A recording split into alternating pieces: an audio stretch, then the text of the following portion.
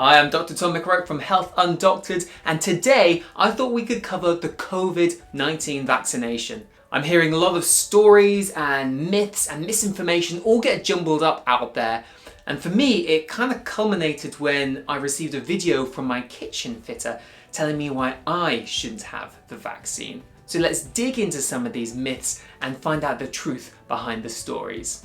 Myth number 1. The vaccine was rushed through and isn't safe. None of the safety checks were rushed through. The only thing that was cut and condensed was the bureaucracy and the time between phases. When you're developing a new vaccine, generally there are 3 phases that scientists will go through. Phase 1, you'll start with just a small group of patients to make sure it's safe.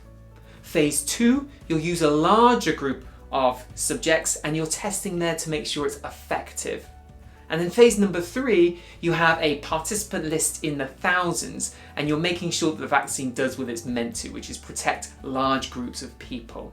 Now I said none of the safety checks were rushed through, but often as part of these trials you've got loads of laborious, mind-numbing steps to go through that draw out the process. You have to submit applications, they'll often be rejected, resubmit them, get participants for your trial, get committee and ethics approval, and you go through all of these processes, and each process takes time and has time in between them. With all of the investment and political pressure behind these vaccinations, these steps between the safety checks have been condensed into the minimum amount of time possible. So there has been no compromise on safety. Myth number 2, the vaccine is only 8% effective in the over 65s. This is complete nonsense. It came from a German newspaper which made the claim but has been unable to substantiate it at all. In fact, research published in The Lancet, which is an internationally renowned medical journal, shows that the effectiveness in over 65s is just the same as in the under 65s. What likely happened is the newspaper got confused when they reviewed the data. 8% is the number of trial participants that were between 56 and 69 years of age. So it's a measure of the breakdown of the participant group and has nothing to do with effectiveness. Myth number 3, the vaccine contains aborted fetuses. This one's really grim, and I'm pleased to say there are no fetal cells in the vaccine. Sometimes in vaccine development you do have to use human cells, but these are all filtered out of the final product and they have never been a part of a living creature. They come from a cell line, and a cell line is a long chain of copies of copies of copies of copies of copies of copies of copies of copies of an original cell that is cloned many times. And sometimes these lines of copies, they go into the thousands, and they're so long the lines extend back to a cell from the 60s or the 70s. And unfortunately in some cases that cell did come from an aborted fetus back in the 60s or 70s. But the cells that are used now have never been part of a living creature and are just distant replicas of those original cells. Myth number 4, the vaccine changes our DNA. The vaccine doesn't even touch our DNA, but I think I know where this one comes from. Unlike traditional vaccines, the Pfizer vaccine uses something called mRNA or messenger RNA. To understand how it works, think of DNA as being like a cookbook for making everything in our body.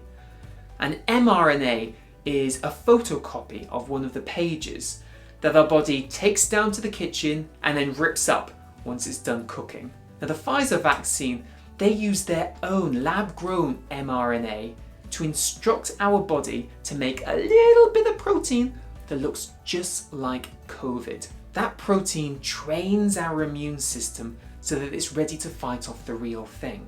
And then as soon as the protein's made, the mRNA is destroyed, exactly as it happens with our natural mRNA in our bodies. It never interacts with our DNA.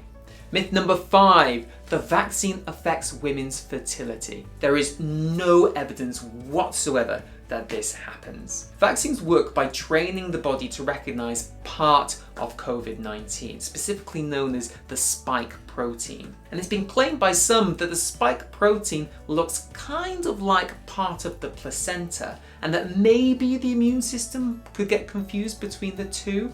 There's no evidence that that has ever happened, and it's highly unlikely to ever happen. What's more, if that was gonna happen, the immune system would also get confused for those patients that actually caught COVID. Yet, for all the millions of women that have caught COVID-19 already, none of them have had any increase in difficulty getting pregnant as a result.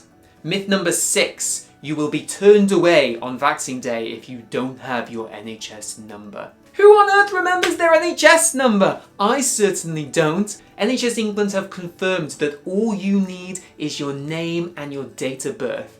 If you also know your NHS number, fab, you'll make the job of the desk clerk that much easier, but honestly, you will not get turned away if you don't know your NHS number.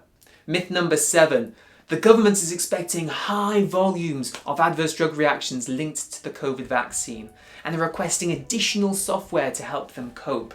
This one is actually true, but there's a big difference between a side effect and an adverse drug reaction. Whenever you're rolling out a new treatment, it's really hard to tell a genuine side effect that's caused by a drug from something that's unrelated but just coincidentally occurs after having that treatment. True story, the day after having my vaccine, I developed conjunctivitis in this eye. Do I think that was related to the vaccine? No. I think it just so happened I was always going to get conjunctivitis, and I'd happened to have had the vaccine the day before. But if I found out that 1 in every 4 people that had the vaccine also developed conjunctivitis in their right eye, well, that would be a little bit fishy and definitely worth looking into. So the only way the government can sort the wheat from the chaff and separate genuine side effects from unrelated coincidental findings is to record all of it, to record all of those adverse drug effects.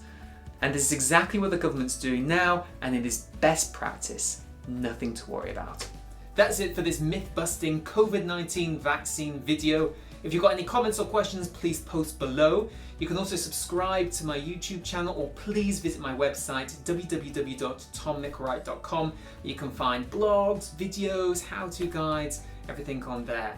I'm also aware that there will be some angry people that watch this video and still think that I'm lying to them, the government's lying to them. If you're one of those people, please, a plea, challenge what you're hearing. Ask questions with an open mind and look for research and evidence from reputable sources to make your own judgments. You can find some useful information online from the NHS website and also on Fullfact.org. That's a neutral site for dispelling myths, and they have some great evidence and research they link to, which is really objective. I hope you enjoyed that video though. If you found it useful, please share, and I'll see you in the next video. Bye bye.